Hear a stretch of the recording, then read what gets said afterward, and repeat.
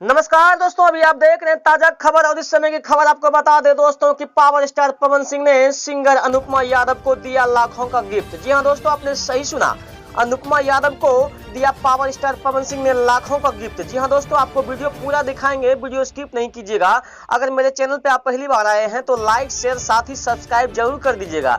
जी हां दोस्तों, आपको बता दें कि अनुपमा यादव बहुत ही अच्छा खासा गाती है और बहुत ही उसका गाना हिट होता है। जी हां दोस्तों, पावर स्टार पवन सिंह के साथ उन्होंने गाना गाया है पियर फराग वाली। जी हां दोस्तों, उन्हीं के खुशी में पावर स्टार पवन सिंह ने सिंगर अनुपमा यादव को दिया लाखों का गिफ्ट। जी हां दोस्तों, पावर स्टार पवन सिंह और अनुपमा यादव का जब जोड़ी आता है तो मार्केट में बहुत ही बवाल मचाता है।